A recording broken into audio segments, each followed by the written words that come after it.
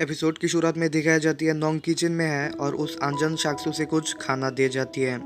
दिखाई जाती है वही सारे लोगों को जो एक दूसरे के साथ बात कर रहा है और यहाँ पे खावन कहती है नोंग ने पूरी खाना मेक कर रहा है, मतलब वो ही कुकिंग कर रहा है। रात होती ही दिखाई जाती है खून को जिसे कॉल आती है। बेसिकली दादी माँ की हालत बहुत ही ज़्यादा खराब है। नोंग की खाना खाने के बाद उसे बहुत ही चक्कर जैसा आने लगती है, मतलब तबीयत खराब है। जिसके बाद दिखाई जाती है नोंग को बाहर बुलाती है और उसे बहुत ही ज़्यादा डांटती है।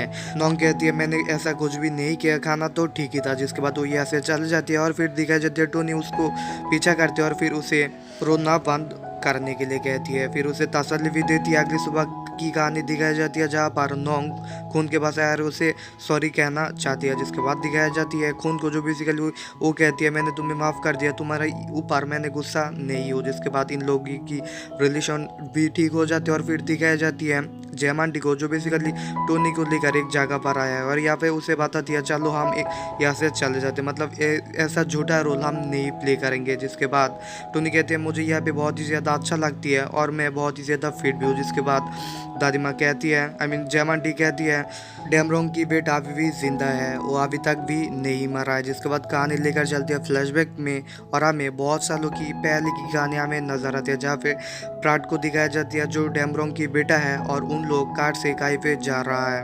और यहाँ पे हमें टोनी को भी नजर आती है जो उन लोगों को बाई कहती है और फिर उस जयमांटी को कहती है उन लोग कहाँ जा रहा है। उसके बाद वो कहती है उन लोग चले जा रहा है। फिर वो रोने लगती है, इसलिए उसकी दादी माई मीन जयमांटी उसे कहती है मौका देख के उन लोगों को फिर बुला लेंगे। जिसके बाद दिखाई जाती है ऐसा बहुत ही दिन चलते आई मीन उसे अकेलापन महसूस होती है, इसीलिए प्राट को बहुत ही ज़्यादा ढूंढती है, उसे खोजने की कोशिश करती है। जिसके बाद दिखाई जाती है जयमांटी उसे एक दिन कह ही देती है उन लोग एक्सीडेंट में मर चुके इसलिए उन लोग नहीं आ सकती है।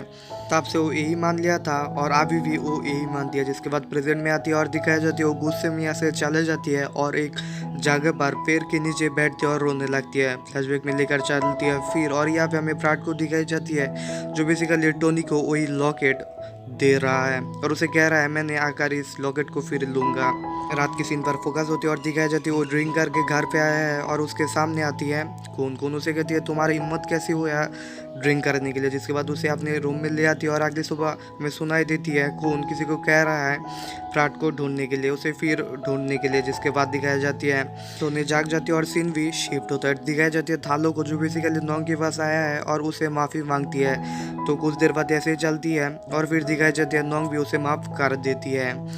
दिखाई जाती है उन दोनों को जो बेसिकली कार से कहीं पे जा रहा है और तब यहाँ पर इन दोनों एक दूसरे से बात कर रहा है। दादी माँ को सब कुछ सच बोल देना चाहिए, मतलब कि उन लोग जो झूठा रोल बनाया है ये सब कुछ उन लोग बोल देगी। तो कहानी शिफ्ट दिखाई जाती है उडिन को जो बेसिकली खाओवान के साथ मिसबिहेव कर रहा है। तब यहाँ पर आ जाती है खून और खून आती ही उसे बहुत ही ज़्यादा मारती है, फिर सेव कर लेती है खाओवान को।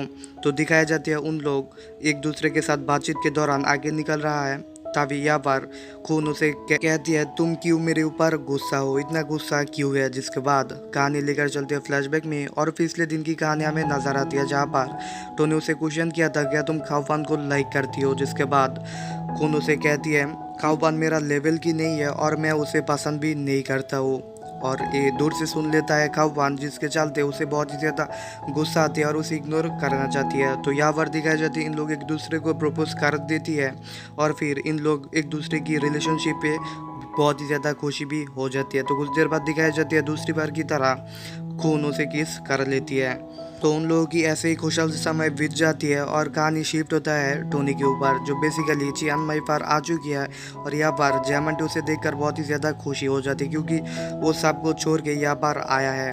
तो उसे सब कुछ समझाती है, ज़्यादा कुछ सोचने का नहीं है, सब कुछ ठीक ही हो जाएगी। तो कहानी आगे चलते और दिखाई जाती है टोनी को जो बेसिकली एक फास्ट फूड की दुकान बनाया है और यहाँ पर बहुत ही ज़्यादा अच्छे से चल रहा है। तो यहाँ पर बहुत सारे कस्टमर भी आते हैं, उन लोगों को खाना भी वो बना के देती है।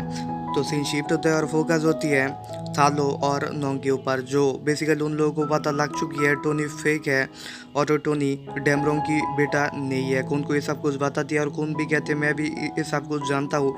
फिर इन लोग डिसाइड करती है घर चले जाएगी। जिसके बाद दिखाई जाती है इन लोग घर पे भी चले आती है और यहाँ पे घर आने के बाद उन्हें ये पता लगती है टोनी घर पर नहीं आया है, शायद चियांग माई चले गया है। जिसके बाद दिखाई जाती है टोनी के ऊपर सीन फोकस होती है और दिखाई जाती है उसे नोंग की कॉल आया है और उस कॉल को रिसीव भी कर लेता है। कॉल रिसीव करने के बाद दिखाई जाती है फ़ोन पर कोई भी बात नहीं करती है नोंग और सीधे कॉल को काट देती है। जिसके बाद उसकी मॉम के पास जाती है और उसकी मॉम को सारे सच बोल देता है और यहाँ पे उसकी मॉम उसे कहती है तुम शायद टोनी को पसंद करने लगा हो, मतलब उसे प्यार करने लगा हो। जिसके बाद नोंग तो शौक ही हो जाती है और कुछ नहीं कहती है और यहीं पे एपिसोड की कहानी खत्म हो जाती है। वीडियो को अभी तक लाइक नहीं किया तो वीडियो को एक लाइक कर दीजिए। मैं मिलता हूँ अगले वीडियो में। Thanks for watching.